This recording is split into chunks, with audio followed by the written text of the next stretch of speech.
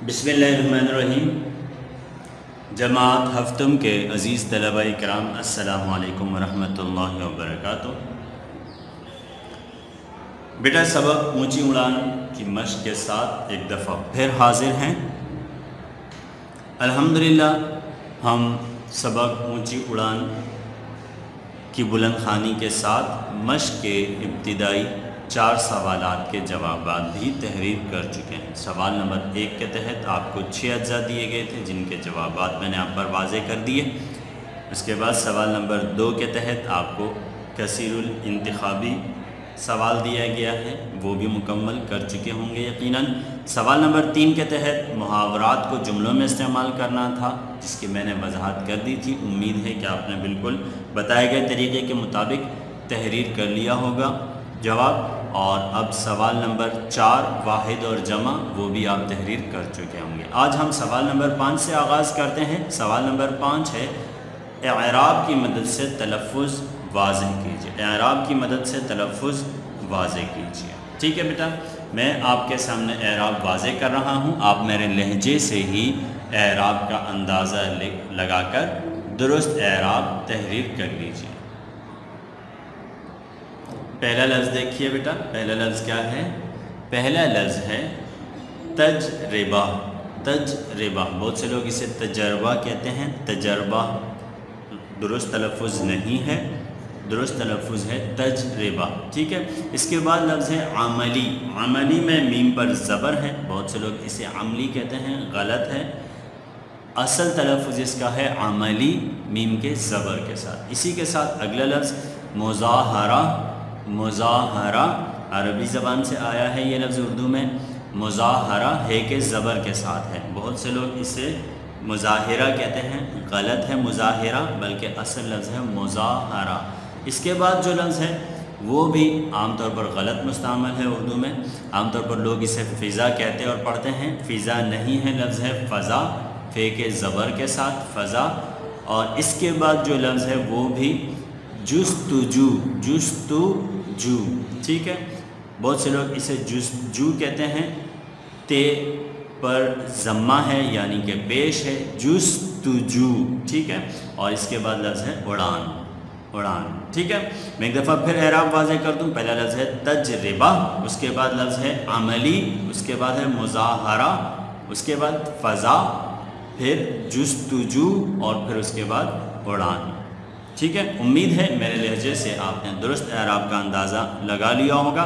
सवाल नंबर 6 की जानिब बढ़ते हैं। सवाल नंबर 6 है, दर्ज झेल अल्फाज के मुतरादिफ लिखिए। दर्ज झेल अल्फाज के मुतरादिफ लिखिए। मुतरादिफ से तो आप आगाह होंगे, किसे कहा जाता है? जी हाँ, मुतरादिफ हम मानी लफ्ज़ को कहा जाता है। हम मानी लफ्ज़ यानी इसी मानी में इस्तेमाल होने वाला दूसरा लफ्ज़, इसी मानी में इस्तेमाल होने वाला दूसरा लफ्ज़। सबसे पहला लफ्ज़ देखिए बेटा, सबसे पहला लफ्ज़ क्या है?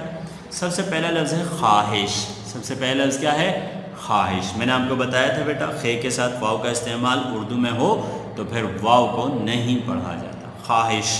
ठीक है, ख्वाहिश इसका मुतरादिफ आरज़ू।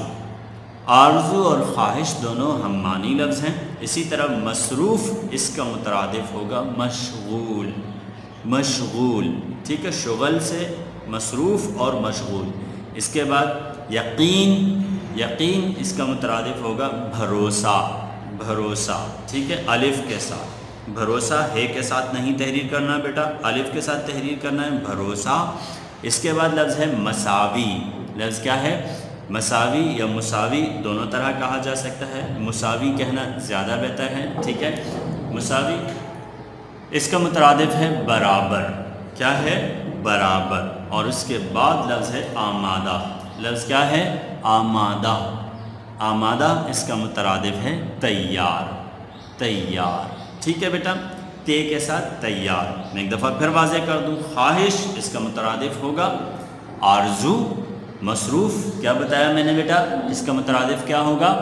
जी हाँ, इसका मुतरादिफ होगा मशगूल। यकीन इसका मुतरादिफ है भरोसा।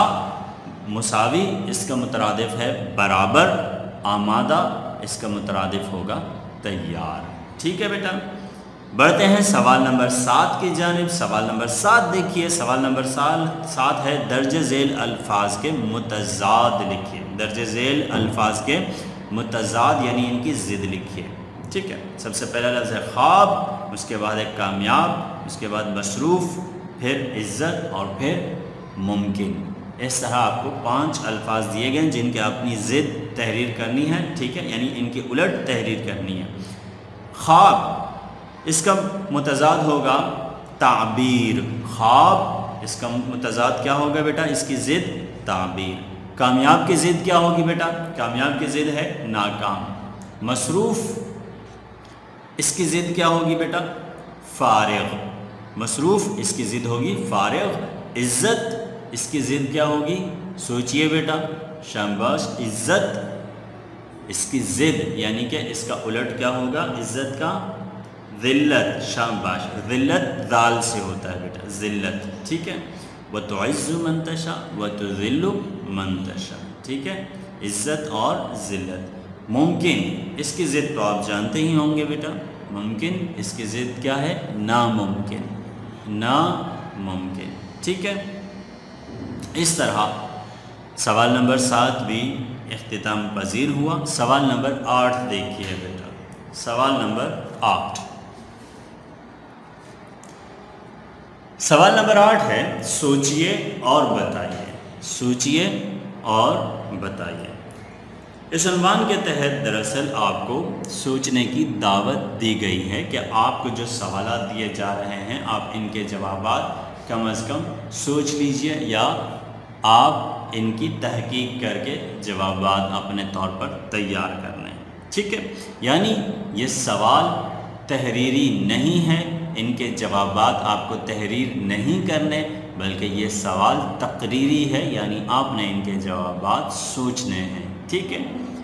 پہلا سوال ہے مطالعہ کیوں ضروری ہے؟ مطالعہ یعنی کہ اسٹڈی کرنا، کتابیں پڑھنا کیوں ضروری ہے؟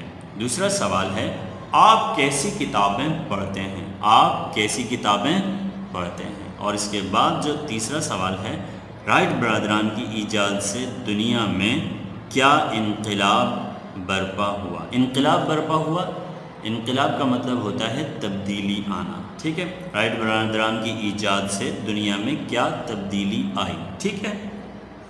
3 سوالات دیے گئے ہیں جن کے آپ نے جوابات اپنے طور پر تیار کرنے ہیں۔ پہلا سوال ہے مطالعہ کیوں ضروری ہے بیٹا؟ مطالعہ بے حد ضروری ہے انسان کی معلومات میں اضافے کے لیے، ٹھیک ہے۔ انسان پر نئی نئی معلومات واضح ہوتی ہیں، نئی نئی جہتوں سے اور نئے نئے علوم سے انسان واقف ہوتا ہے، ٹھیک ہے، نئی نئی چیزوں کے بارے میں جانتا ہے۔ اسی طرح ذہنی وسعت بڑھتی ہے، ٹھیک ہے، اور انسان کی سوچ میں اضافہ ہوتا ہے، ٹھیک ہے۔ اور جو انسان جتنا زیادہ مطالعہ کرتا ہے اتنی ہی اس کے اندر وقار اور بردباری کا اضافہ ہوتا ہے، ٹھیک ہے، اور اتنی ہی وہ اپنی دنیا اور آخرت کی زندگی کو بہتر بناتا ہے، ٹھیک ہے۔ آپ کیسی کتابیں پڑھتے ہیں یہ تو آپ پر ڈیپینڈ ہے، یہ تو آپ سوچ سکتے ہیں، آپ زیادہ بہتر جانتے ہیں بیٹا کہ آپ کیسی کتابیں پڑھتے ہیں۔ میں تو عام طور پر تاریخی کتابیں زیادہ پڑھتا ہوں، اسی طرح اردو ادب کی کتابیں شوق سے پڑھتا ہوں، شاعری کی کتابیں شوق سے پڑھتا ہوں، کچھ ناول وغیرہ بھی پڑھ لیتا ہوں بڑے بڑے مصنفین کے، ٹھیک ہے۔ اس کے علاوہ میں تفسیر بھی پڑھتا ہوں، قرآن پاک کا ترجمہ، ٹھیک ہے، حدیث احادیث مبارکہ بھی پڑھتا ہوں، ٹھیک ہے۔ تو آپ کیسی کتابیں پڑھتے ہیں یہ آپ کو واضح کرنا ہے، آپ کو سوچنا ہے، ٹھیک ہے۔ رائٹ برادران کی ایجاد سے دنیا میں کیا انقلاب برپا ہوا؟ تو بیٹا یہ بات تو بالکل واضح ہے کہ ان کی انقلاب سے فاصلے سمٹ گئے۔ آج دنیا وہ سفر جو سالوں اور مہینوں میں طے ہوتا تھا، آج دنیا وہ سفر گھنٹوں میں طے کرتی ہے، یہ یقیناً ان کا بہت بڑا احسان ہے۔ سوال نمبر 9 دیکھیے بیٹا، اہم سوال ہے، غور سے دیکھیے گا۔ سوال نمبر 9 ہے کتابوں کی مدد سے ایک مختصر مضمون لکھیے جس میں کسی ایجاد کی کہانی بیان کی گئی ہو۔ یعنی آپ نے کسی بھی ایجاد کی مکمل کہانی تحریر کرنی ہے۔ اس کے ذیل میں آپ ایڈیسن کا بھی ذکر کر سکتے ہیں، ٹھیک ہے۔ اس کے ساتھ ساتھ آپ اس کی کسی ایجاد کا بھی آپ ذکر کر سکتے ہیں، اور اگر آپ چاہیں تو آپ کسی اسلامی موجد کی کہانی بھی تحریر کر سکتے ہیں۔ آپ نے تقریباً 1 سے 1.5 صفحے پر مشتمل یہ مضمون تحریر کرنا ہے، ٹھیک ہے۔ مختصر کا مطلب یہ نہیں ہے کہ آپ صرف 5 سطریں تحریر کریں، بلکہ آپ 7ویں جماعت سے تعلق رکھتے ہیں، کم از کم 1.5 صفحے پر محیط یہ مضمون ہونا چاہیے۔ اور ایک بات اور واضح کر دوں، یہ مضمون آپ کسی بھی کتاب کی مدد سے تحریر کر سکتے ہیں، ٹھیک ہے۔ ضروری نہیں کہ آپ خود سے تحریر کریں، آپ کسی بھی کتاب سے معلومات لے سکتے ہیں۔ مضمون معلوماتی ہونا چاہیے، ٹھیک ہے۔